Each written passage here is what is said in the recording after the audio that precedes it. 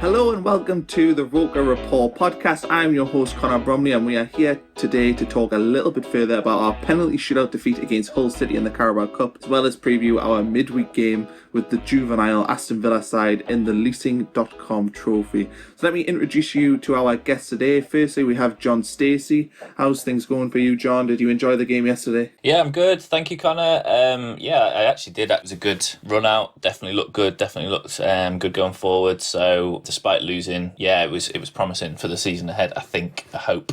Secondly, we have Martin Wanless, who's calling in from Australia. G'day, mate. G'day, mate. How's it going? It's Father's Day as well, you said. It is Father's Day, Australian Father's Day today. Did you get anything nice? I got a cracking hat, which my 7-year-old son chose off his school stall. And I got a glass that has superhero on it, so I'll take that. You can't put it in the dishwasher though, so I'll have to hand wash it. Well, that's a shame. That means it's never getting used, doesn't it? Nothing worse than a thing that kind of... It'll be an ornamental glass forevermore. Fair enough. And finally, we have Niall Bromley, who, if you haven't worked out, is my brother. So how are you doing, Inferior Bromley? I'm good. Inferior. I'm good, lads. How are you? She's all right? Yeah, good. I like how it took you so long to work out that I was calling you Inferior there. So it took you a second or two to work that one out. You didn't get the brains, bless you. No, I'll agree to that. I'll hold my hands up to that. Right, we'll jump straight into it because people don't want to hear how we're doing, apart from Martin's Australian Father's Day, which I think is quite interesting, but all use boring rest of your days. So we'll start with the whole game. Niall, we'll throw it at you straight away. What's your initial thoughts now we've had a few hours, 24 hours nearly to digest the game? I think you've just got to take the positives, haven't you? Let's be honest, it was a good performance. We had the ball in the back of the net twice. One of them looked dubious. The other one, I think, was probably the right decision. But, it's just taking my chances, isn't it? And that's what it comes down to. But at least we're creating them, because there was a long period of last season when we weren't even creating chances. So at least yesterday, we're getting the ball into the final third. And you know what? I do think that goals will come with this team. Obviously, we do need, Will Grigg firing. We do need that, but in yesterday, I think he's looked sharp for the last few weeks. Yesterday, obviously, he missed a penalty, which will do nothing for his confidence, but I certainly think the goals will come with him. I think it's got to be this season if it's going to happen for him. His time's now, really. So, it was a shame that it ended in defeat because, we didn't deserve to lose the game, and, I think we looked so much fitter than Hull. We looked much better on the ball to Hull. And, to think that people are saying that they're, up there with the favourites to us to go up is, it gives me a lot of hope, because I think if that's the best that we're going to get, I think, we could have a very good opportunity this season to get promoted. So, there's so many positives. And the other half positive is the fact that it's one less competition we have to play in. We know in this league how many games you have to play midweek, Tuesday, Saturday, every week it's going to be just about until the end of the season, with it being such a short season. So without that cup, I think we will benefit from that as well. So a lot of positives. Shame we didn't get the win, but it's not the end of the world. So, John, I'm going to throw this to you now. Niall mentioned that we played well, but to me, I saw a lot of positive play, but very, very poor finishing. Is it worrying, especially since the manager wants to sign two strikers as well? Are you concerned that maybe by next weekend against Bristol Rovers we're not going to be firing on all cylinders? Well, it was sort of good timing to come to me straight after Niall, because I was thinking really positively before coming on this, and then Niall's took all my positive comments. So I'm gonna sort of stay true to our normal relationship and argue with him a little bit about this. But no, I agree, Connor. It's just playing devil's advocate. There's some worries there with finishing. There's some worries there with what Niall said's completely right, and I do agree with what he said. But it's worrying that going forward, it seemed like it was always from the wide areas. It seemed like there was only kind of one plan. So I have a bit of concerns about if teams do work us out and do work out what we do well, because that happened a lot last season. And I think defensively, yes, we kept a clean sheet technically, and Bailey Wright looked good. There was a bit of indecisiveness between sort of people tracking back, the midfield tracking back and the wing backs coming back. There was a bit of, I guess it's kind of maybe rust of kind of who does what kind of thing. But yeah, the goal scoring thing for sure. I mean, they spoke about it a little bit on the reaction pod. Is Danny Graham the answer to the fact that we didn't score yesterday? And it was, it sort of made me smirk, because I was thinking, God, I hope no. Do you know what I mean? I hope it's not him, kind of thing. But I think backtracking on what I just said, I think, to be fair, Niall's right. I think Grigg will get scoring. I'm going to put it out there. I'm quite positive that Grigg will get scoring. It's just a case of if we can keep the people who supply him well fit, and we've got people on the fringes like Dan Neil who we've already seen that can feed him quite well. Hopefully that'll keep us going. Goals win games though, don't they? So yeah, we need to score. So Martin, just to build kind of on what John said there, Danny Graham, that's the debate that's going to be had by Sunderland fans. I'll throw my 2 cents in before I let you go with that. I think Danny Graham might be a good signing, provided that obviously with the salary cap, his wage isn't too high, and he's going to be used sporadically as a impact player when we need a goal like yesterday. I mean, you're telling me yesterday, drawing 0-0 with Hull, that Danny Graham wouldn't have been a good answer for the last 15 minutes? I think Danny Graham is a better option than Charlie Wyke. And I think that's the way you've got to look at it, right? Charlie Wyke will not score double figures for us this season. He's scored 9 in the past 2 seasons, I think, for us. So you look at Danny Graham's record over the past 3 or 4 years for Blackburn, I think he scores about 30% of his games. He's probably 1-3, 1-4 striker. Charlie Wyke's a 1-6, 1-7, 1-8 striker. So you look at them comparatively and you think, well, regardless of anything else, regardless of his history with us, Danny Graham for this season, he'll probably be a decent addition to the squad. I'm not saying he'll be a decent first choice striker by any stretch of the imagination, but as you say, Connor, to chuck him on the last 10 minutes yesterday, I'd rather put him on than Charlie Wyke for the last 10 minutes yesterday, then put it that way. Interesting. I was surprised that somebody agreed with us on that one, because normally when I've argued the Danny Graham point that he is actually going to be a decent impact player, most people shout us down. I think people need to remember that. Sorry, go on. Now, you know what? Like if he hadn't had any history with Sunderland, everybody would go, and you know what? He's a decent addition to the squad because he was shit for us. He was shit for us, yeah. But you look at Jermaine Defoe. How old's he? Kevin Phillips. Yeah. How old did he play for? Right?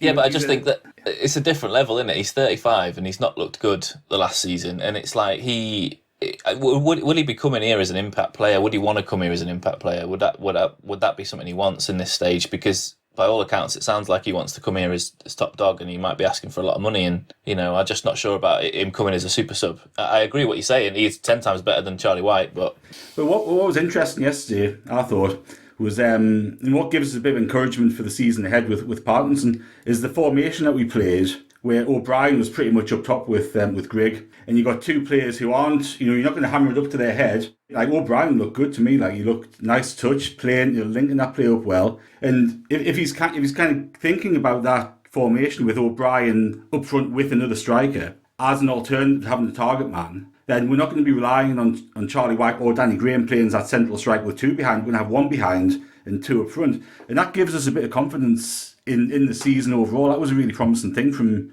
yesterday. So I think, the signs are that he's not necessarily going to go with that really rigid formation. Famous last words, of course. We'll do it on Saturday and that'll be it for the next 27 games. But, I think having that variation is important, and, having somebody with experience who's, got the know-how of playing in League One, which we've lacked that nous, that League One streetwise nous, we've lacked that for the last 2 seasons, and he's had it. So I think, as long as we can afford his wages. Niall looks like he wants to jump in there. He's looking like he's chomping at the bit to get involved in this one. So Niall, what are you going to say about the Danny Graham debate? No, I was just going to say obviously we don't know how true it is, but there's a lot of work going around that we're doing that data analysis kind of thing, aren't we, to bring players in. And one of the things, if you look at Danny Graham's stats, is the fact that he wins a lot of second balls and stuff like that. So I think that might be what they're looking at with him. And, people think that the data analysis, the money ball kind of theory is all down to getting the youth players and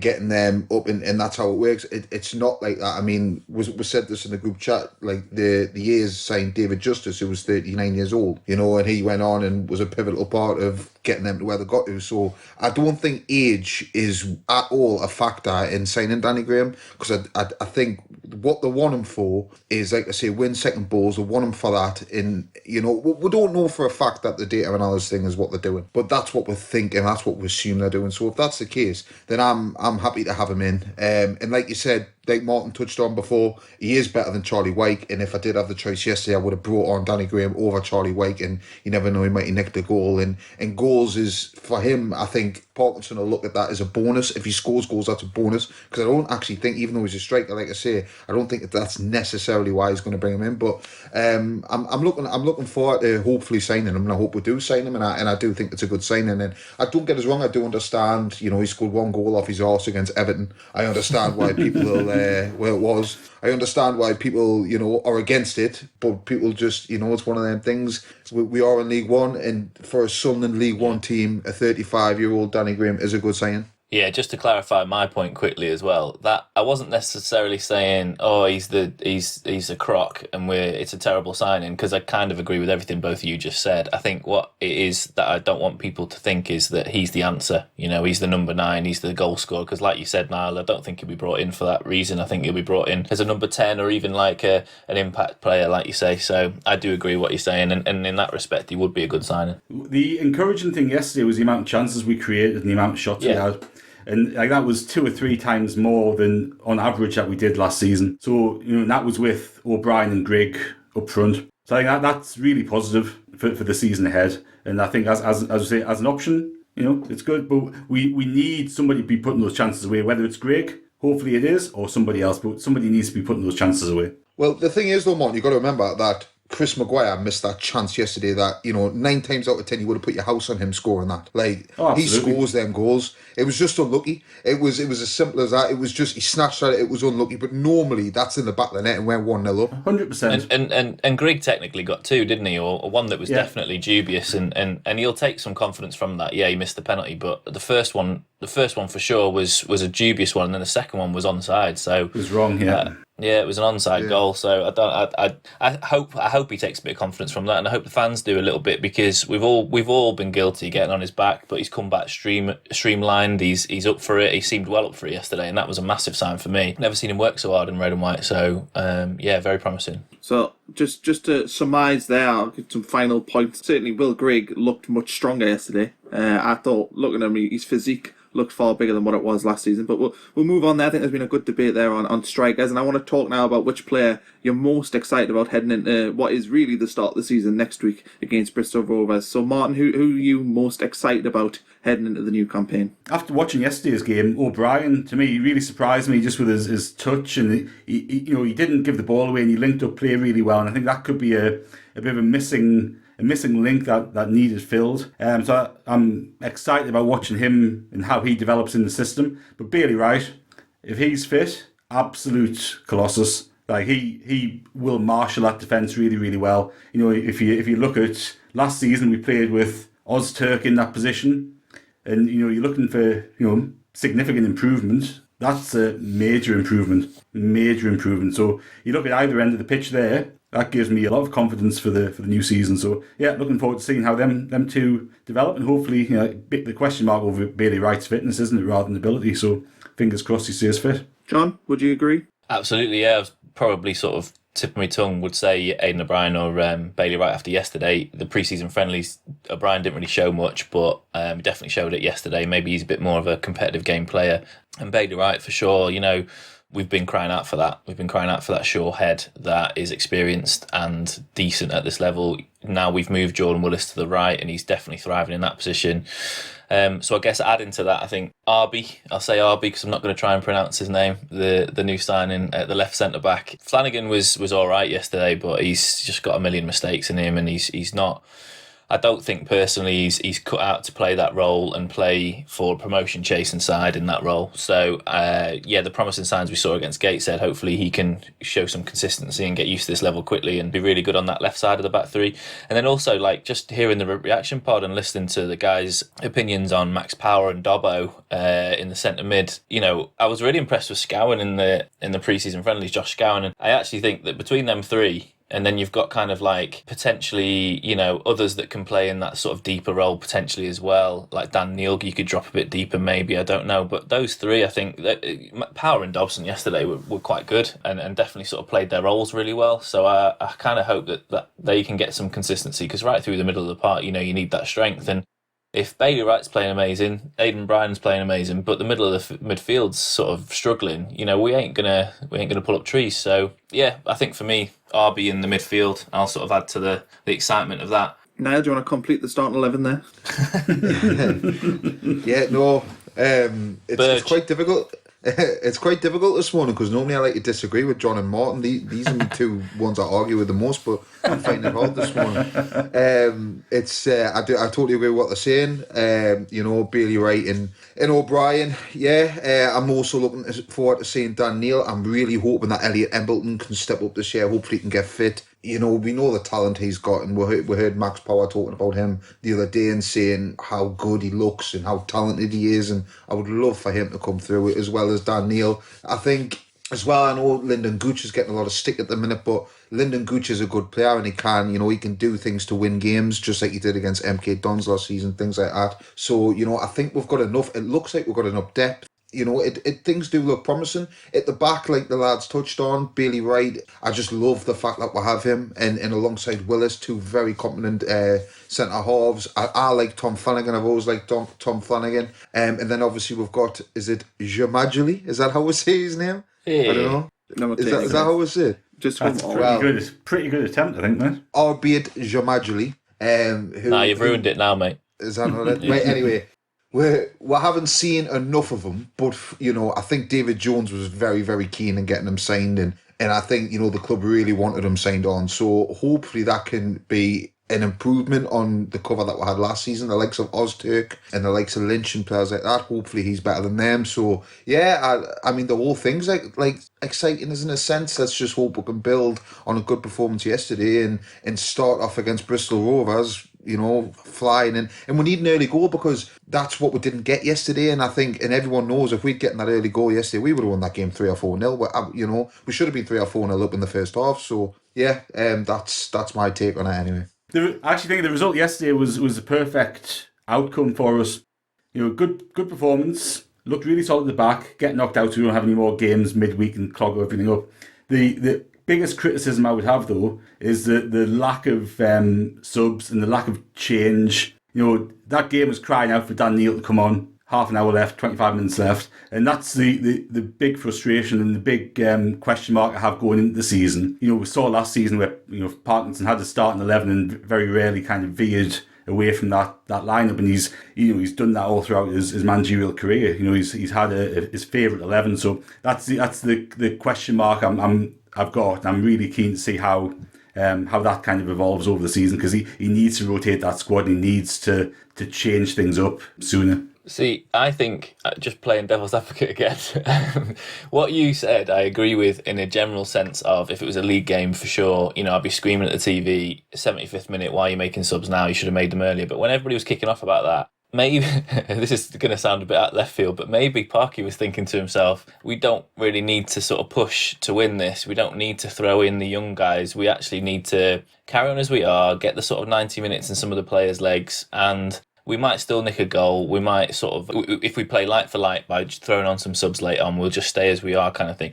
I don't think he was playing to lose, don't get me wrong. I don't think he was just sort of eking it out. I do think there's a method to a bit of madness there where you throw in Neil on, I agree with you. That should have been the spark and could have been the spark to sort of really win the game, and maybe even a couple of other subs that he didn't make earlier on. But when I was listening to everybody kicking off, I was kind of thinking, hold on a minute, I think that's not too bad of an idea, just kind of seeing how it goes, because in a league game, if you did that, brilliant. But what you said at the start of your bit there, Martin, was exactly right. It's a perfect outcome. We're not in the cup anymore, and we've got some minutes in the legs, and we played really well. So are you saying, John, it was a glorified pre-season friendly? Is that what you're saying? Well, hang on. I agree with that. You've literally taken that off my plan for this there. That was literally, I wrote in here, was the Hull game and the Villa game, are they glorified pre-season friendlies? So you've totally stolen that off my plan there. I'm not happy with that. Well, just to sort of I haven't actually. I do apologise. That's just great minds. I didn't even read your plan, if I'm being honest. Of course you didn't read your plan, Connor. Apart from the fact that you pointed out an error in the plan. So you obviously did read the plan.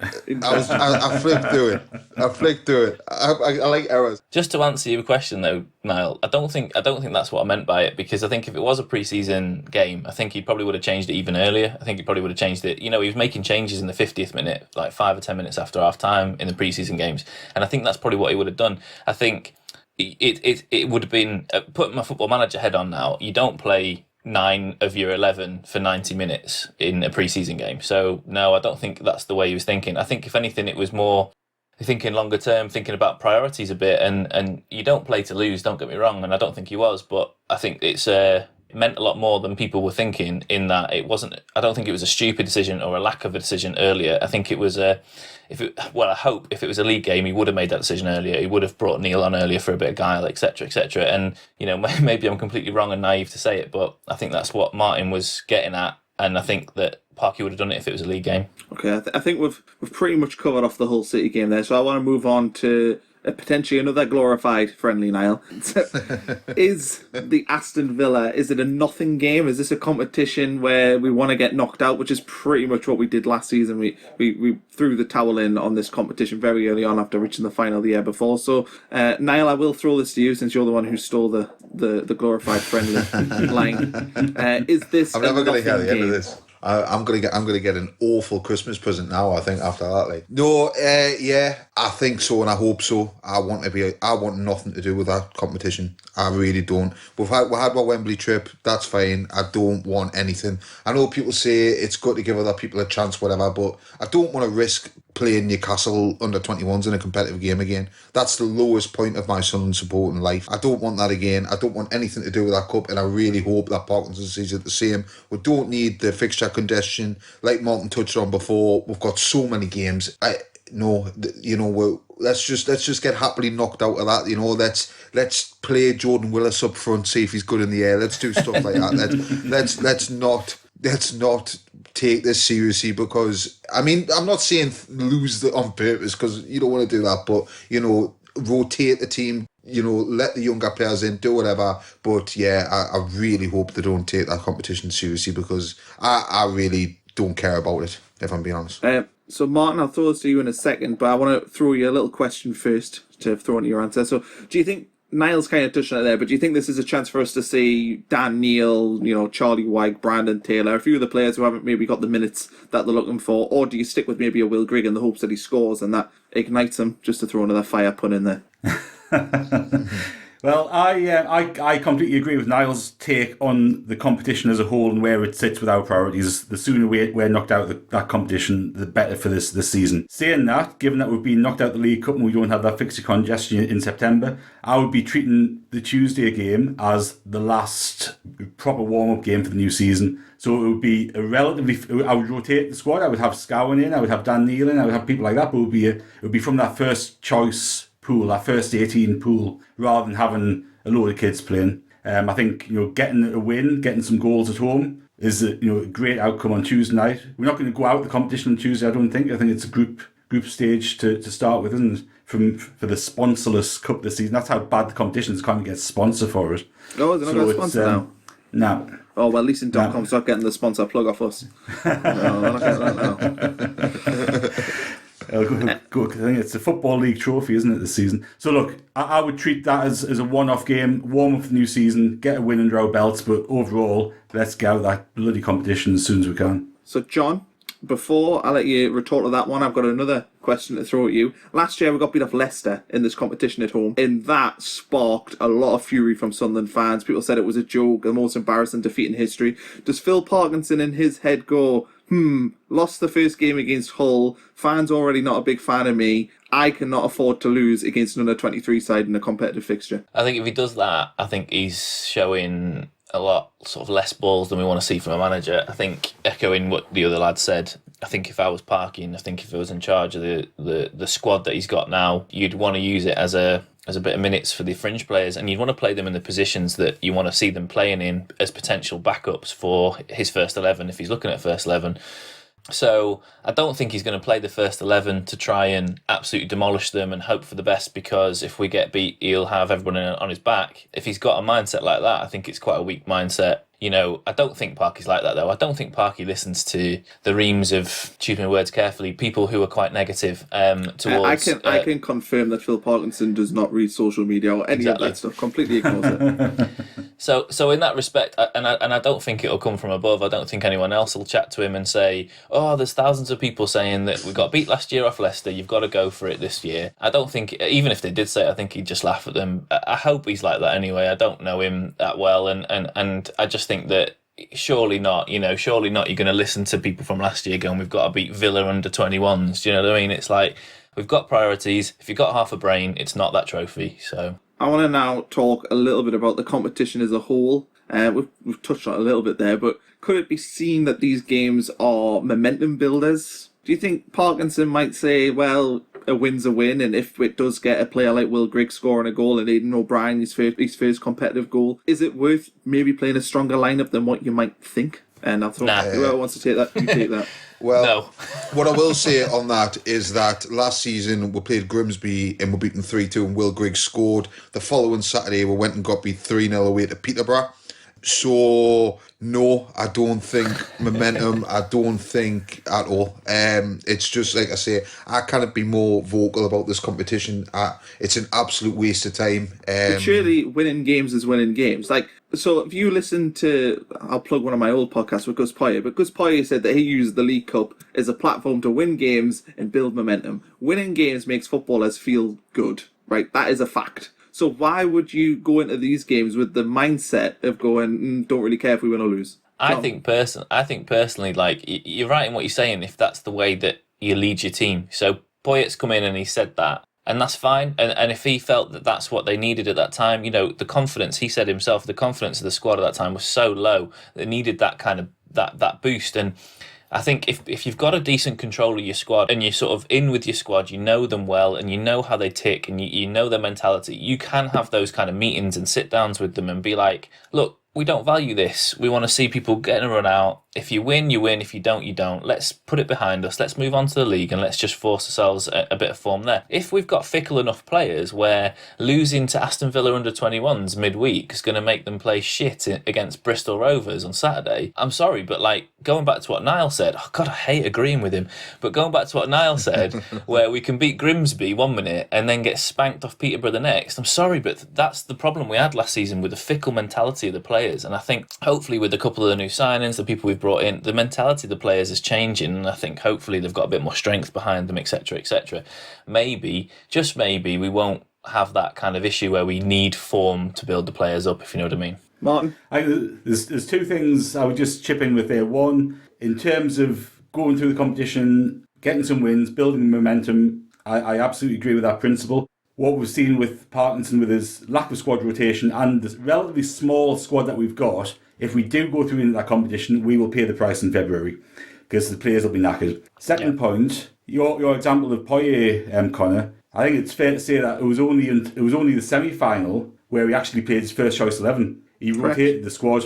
So I think if you use it like that, give people like Scowen game time to impress, give people like Charlie White game time to impress. That's fine. You're getting the minutes into their legs, but I wouldn't be, after Tuesday, where I think that is a bounce game into the first league game, I wouldn't be really risking anybody who at the current time is an important first choice player. Okay, I want to jump now from football into some logistics. So the match day stream, it's £10, a price that is set by the Football League. So Sunderland don't set the price on that one. But it's fair to say it's not very good. We do have commentary now, which is a positive, but there's only one camera angle, which I don't think is very good. In terms of replays, it's just the shot that you've seen seconds ago. It's not particularly insightful when you see the miss from the same angle. Do you think that the club, as fans, do you think the club should value the streaming system because that's the only way we can watch games and they should put a little bit more money into it? Or are you thinking it makes more sense for a club that has made redundancies, a la me, hello? Do you think they should be looking at sort of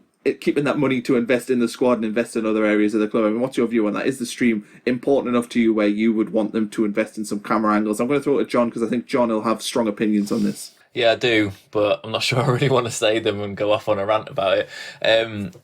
I think, in short, yeah, I think they do need to spend some more money on it. It needs to be better quality. It needs to be...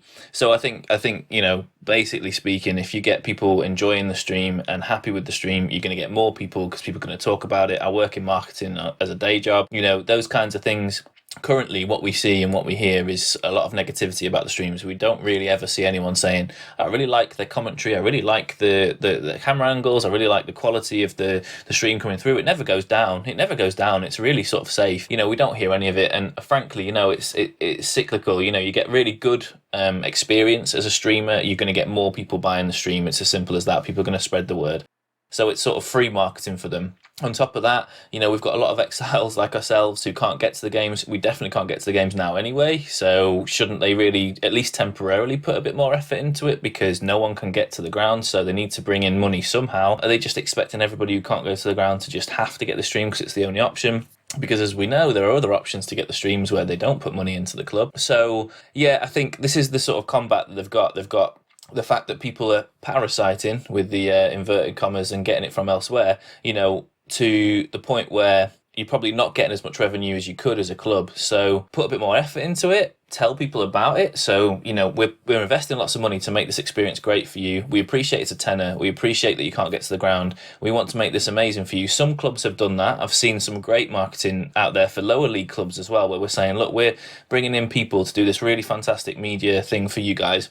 And it's probably boosting their revenues. Just think of our fan base, that would be 4 or 5 times the size of some of the lower league clubs that are doing a really great thing for their fans. I think that if they just got the message out there and said, we're doing this great thing to really improve your experience, go out and buy it, you'll support the club in doing so, I think you'll probably get a lot less people parasiting it and finding sort of other ways to do it, because you'll think that they will think to themselves, it's a better experience, so I'm going to, value that more and put it back into the club. And that's without me getting too political about it. That's just the basics of how I feel about it. But yeah, I think they should invest in it, frankly. So the argument I would hear from when I was there about the streaming, which irritated me at the time, was Sunderland fans will buy the stream irrespective of whether there's 1 camera or 10 cameras. It makes no difference. Do you think that's almost a silly blasé point, or do you think that it's true? It's out of date. It's out of date. It's an out of date response in the world we live in now. As everyone on this call and everyone that we talk to knows,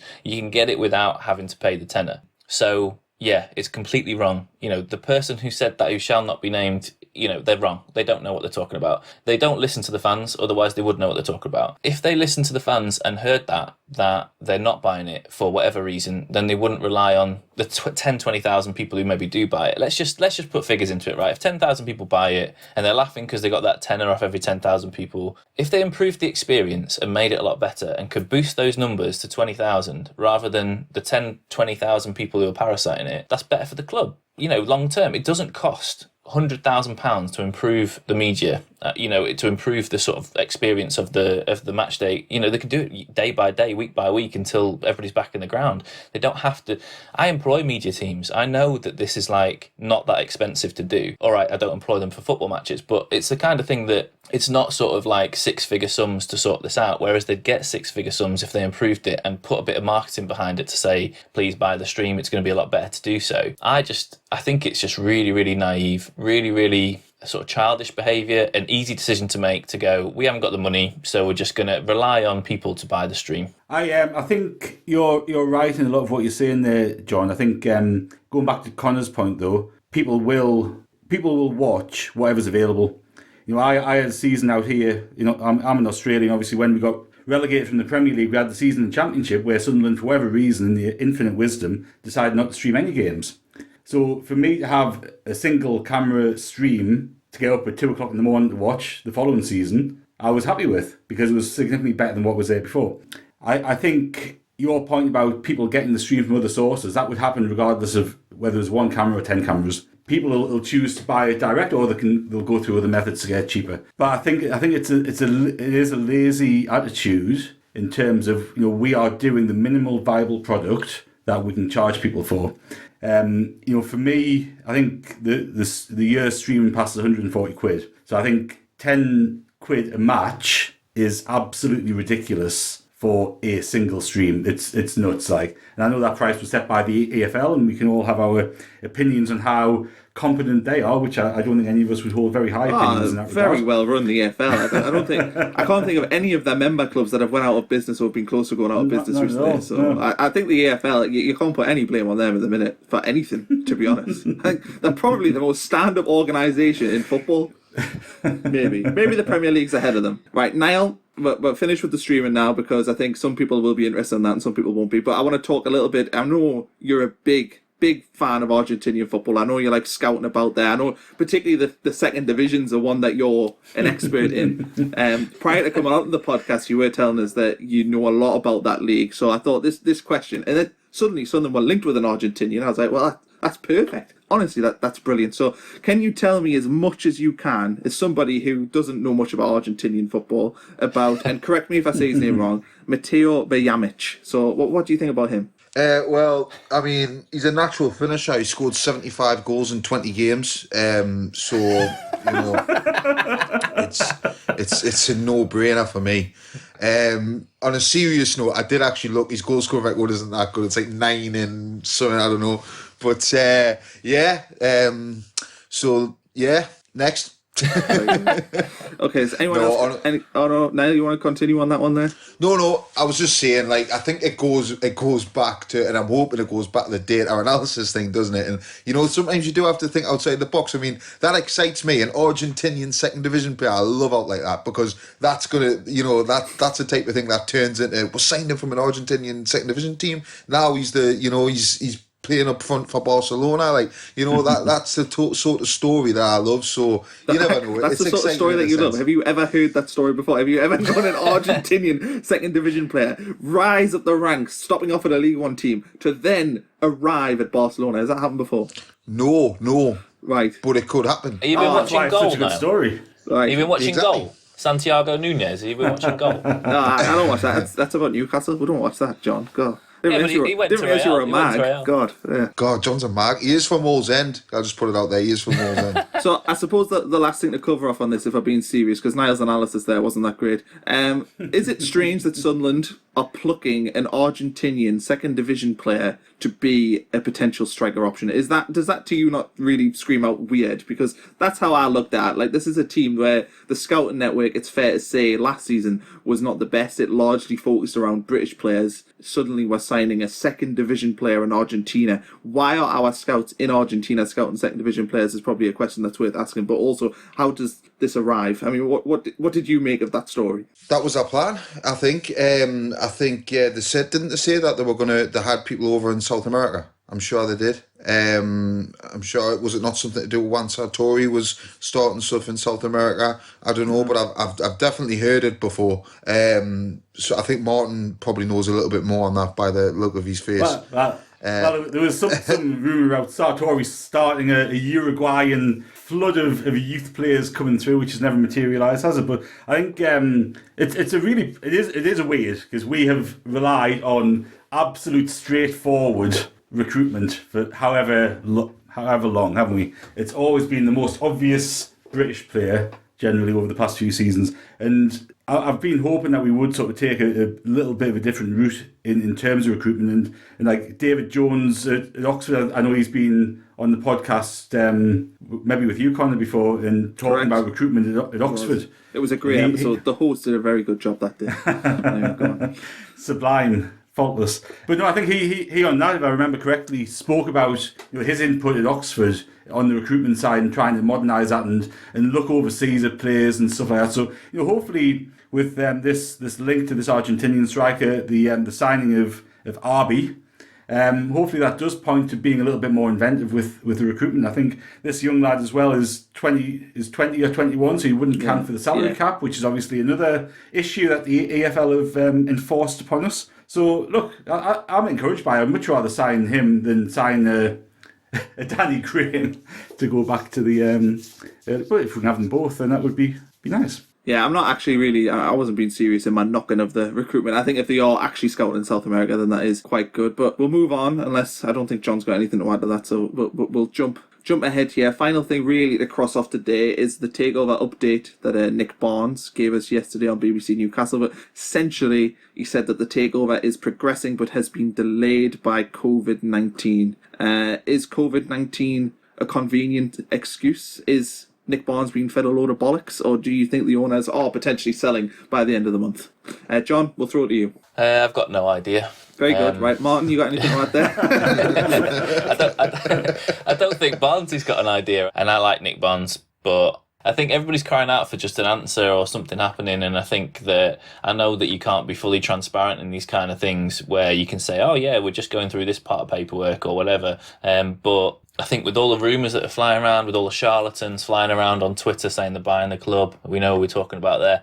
I think it just needs some sort of clarity, and I don't know whether Nick was told to say that to give it some sort of clarity, but it didn't work. And as far as my own opinion goes, I would love to have a clue, but I don't have a clue. So what you're suggesting there, I presume you were linking that one to William's story, so you're suggesting that he isn't a legitimate buyer there, John. That's quite a bold claim there. I'd rather not comment on it due to legal restrictions with the fact that I'm taking him to court again for his defamation of my character recently. Fair enough, John. Fair enough, John. So, anyone else got anything to add on Nick Barnes' takeover update or takeover? Well, I suppose it is an update, even if he is saying it's just delayed a month. But we did hear that the club was going to be sold. I think it was initially by the end of May, then it was July. Now it's the end of September. So, Martin, I can see you've got your hand up. So, shoot, go for it. Yeah, look, I think in all fairness to everybody concerned, this is probably one of the worst, or probably the worst time in history to be selling a football club. There's absolutely no guarantee in terms of income from fans. There's no guarantee when people will be letting the ground. As we've seen, there's no guarantee that the other teams in the league will want to continue playing football. So it's a terrible time to be selling a football club. So that I completely accept the possibility that has delayed things until things start looking a little bit more clear with the impact COVID-19 is having on the country and therefore the football side of it. You know, the fact that we've talked already about this bid for an Argentinian striker, rumoured to be around £500,000, that doesn't say to me that there's going to be a seismic shift in ownership. I think if Stuart Donald, etc., were selling to a completely different party, there would be no expenditure going out now, because why would there be? Why? It doesn't make sense. So to my mind, that signifies either that shift in percentage ownership with Sartori taking a bigger stake, or potentially one of the American chaps coming in and taking over. I suspect if there is a change in ownership by the end of September, it will be a manoeuvre of people around, potentially with Donald exiting the club or not, or retaining some sort of stake. But I think it'll be more in line with that than a completely new regime. Yeah. Niall, you haven't said anything for a while. Do you want to chime in there, or do you think we've covered off everything that needs to be covered off for the takeover update? No, I think you've totally covered it. I think it's going to be one or two things. I think it's either going to be exactly what Martin said, which is probably the more likely, where it's a shift, or it's going to be someone completely unknown that has never been linked, never been mentioned, and just comes out of nowhere, and like a bit like what Stuart Donald did, and then takes over the club. I think it's going to be one of those two things. Obviously, we all know it's not going to be Billy Story or anything like that. So I think anybody who comes out, not just Story, everyone who comes out on social media, whatever, and claims that they're going to buy the club or they've had a bid, I think they're not serious bidders. I think serious people don't talk. So I think it's either going to be what Martin said, which is more likely, or it's going to be someone completely unknown. But that's just my take on it. Oh. Tell you what though, Mickey Gray's gone very quiet about the whole thing. Agreed. That's true. Yeah, that is true. Aye. But then again, the NDA was. But you don't know whether it's worrying before, or not. But wasn't. Do you want a Mickey Gray consortium? I don't know. Maybe it could be one of William Story's backers. Who knows? Right, I think that's a good point to stop off today, though. So thanks for joining us today, Niall, John and Martin. I'm sure you've got wonderful plans for the rest of your Sunday. Hopefully next Sunday we'll have plenty of positives to talk about, including our first league victory of the season against Bristol Rovers. So have a good week, and remember to subscribe to us on your favourite podcasting app. Please gamble responsibly. I hope Sean doesn't actually put that in there. But, Well, Connor, if you don't stop the recording now, he's going to put all this in. He's going to put it in. Guaranteed.